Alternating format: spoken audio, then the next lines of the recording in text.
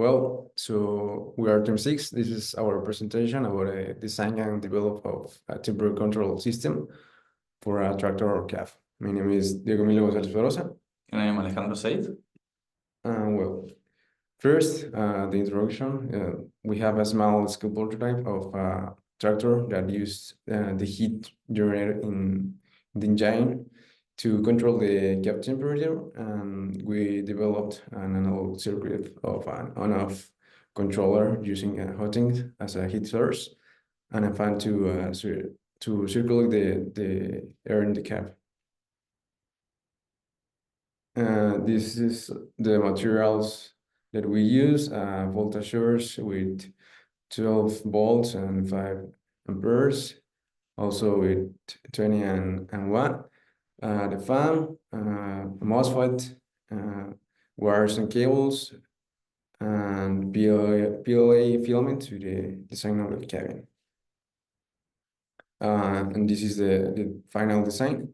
We reduce the volume of this one because at first we have a higher one, but we identified that the parameter of the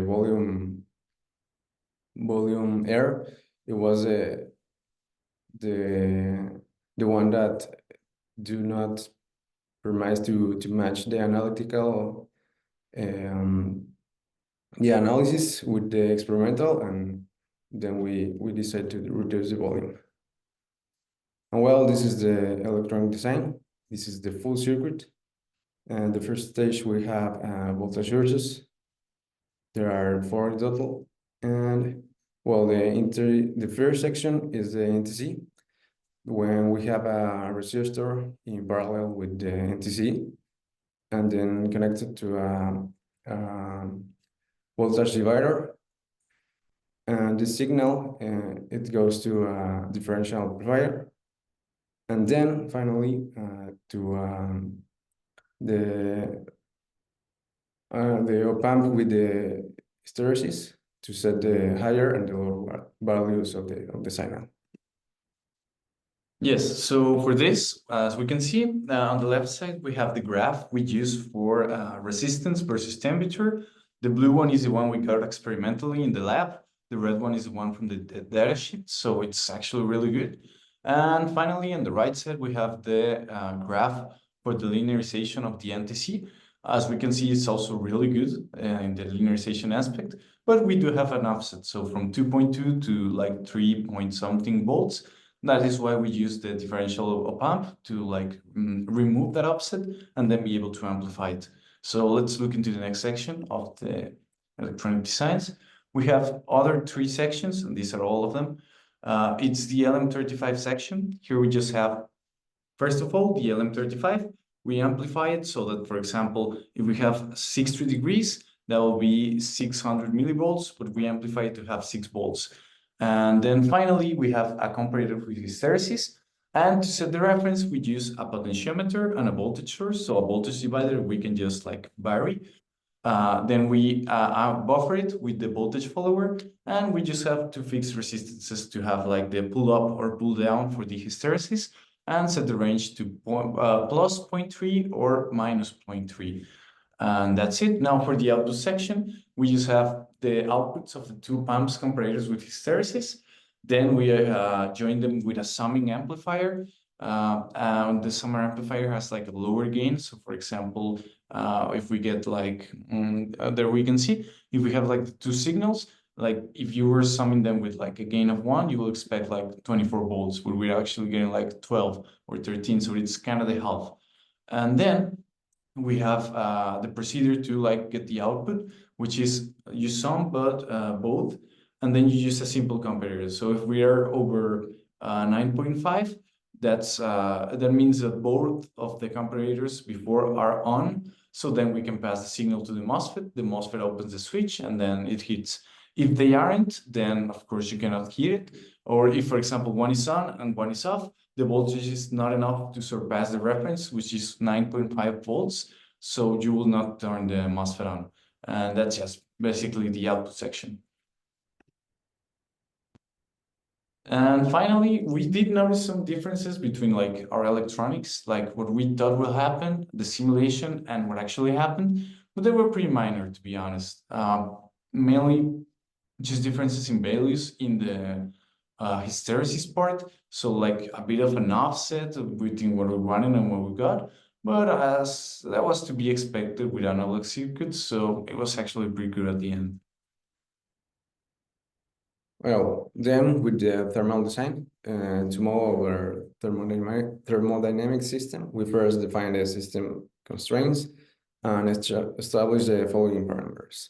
Where to establish the equation of maintaining the energy conservation, where Qin is the heat gain of the hot end, Q out is the head of gloves to the surrounding, W in is the fan power, E mass is the inlet mass energy, E mass out is the outlet mass energy, and finally the A is the inlet and the outlet area that is implicit in this equation. And there's more detail where the temperature is inside on the cabin and the inlet, also the outlet air temperature, the volume inside the cabin, the air velocity, the specific heat, and the air density, as also the constant pressure. Once this equation is established, we start looking for and calculate the different parameters of the compound, starting with the input energy using the formula for radiation heat transfer. We get a value around this 0.8 watts. Then for the thermal design also, we calculate the air velocity of the circulating around the fan in meters per second. First, we convert the diameter to feet, then calculate the cross-sectional area. Also determine the airflow at CFM, that is established by the supplier. In this case, is 12. And then calculate the air velocity with this formula. We obtain 887 FPM. And finally, convert this value into meters per second, and we get 4.5 meters per second. Okay, then what we can do is calculate the losses that we have. To do so, we have to use the formula for the thermal resistance of conductivity in a wall. So what we do is the outer and the inner temperature over the resistance. First of all, let's look at the resistance. We know the area of our surface area of the cabin because of SolidWorks, like it's pretty easy to calculate and we have it on the report. And then we also know the K value for PLA, which is 0.13. With that, we can calculate the value around 3.64 watts over Celsius degrees. On the next one, as we can see, is we also need the differential between the inner and the outer temperature of the wall. To do so, we had to do some experiments. What we did was paste some NTCs, which are just temperature sensors, to both sides of the wall on the same wall, and then measure the amount of time it will take, first of all, to get to the desired temperature. We watched around like 6 minutes in the lowest case, 10 in the longest case. And then we just had to see like the difference. Of course, we didn't consider the first points where the temperature is still rising since they both start at the same time.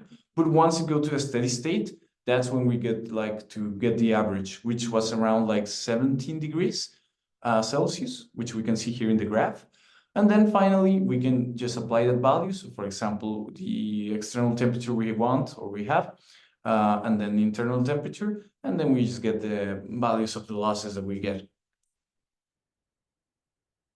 Then finally, we can just like substitute every single value we have into this formula, and we can see the value that we got and that we verified with Professor Otero, which is super low. It's 0.036 seconds, which is of course unrealistic. It will mean like as fast as you plug it, it should like hit everything, which is not the case. We tried doing some different things with the formula. We tried changing the losses and the gains from heat. That really didn't change the value like at all. It was super small.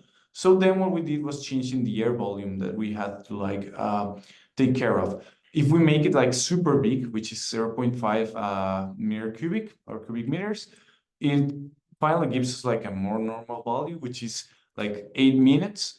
However, like the final volume that we have from air was like super low compared to that one. It was like around, I don't know, 3 to the 10, 3 times 10 to the minus 5 or something like that cubic meters. So of course, we're not even close. That means that something in the formula is not okay. That means that really the losses and the gains are not like amounting to much, not much as the volume of the cabin that we have. So that's something that we should look into. The modeling is not really precise, and it's not like it does not reflect the real system. But yeah, this is something that we noticed. Like this analysis specifically has something like values more the amount of volume that we have. And finally, just some quick things that we noticed. Of course, some things to consider that aren't really accurate to the real life, even with the calculations. First of all, we used thin film for the printing. It was like 10%. So of course, the wall is not like perfectly conductivity. It has also some convection. We also didn't consider convection as well, not in the heat gain or in the heat loss. So that's not really realistic. But then again, that's what we have. Yeah. Well, these are the results of the final cabin and the circuits in operation. Well, as a conclusion, we success the developing temperature control in around 10 minutes or something less. Therefore, some another conclusions that we have is also to add thermal resistance in the inner cabin to have more insulated and lower losses. And that was the most approach solution that we had instead of make the cabin with a so lower volume. And yeah, this is also so applicable in the industry, and you just have to increase the scale, no? In the real life that in this case is for a tractor. But yeah, that will be it. Thank you very much.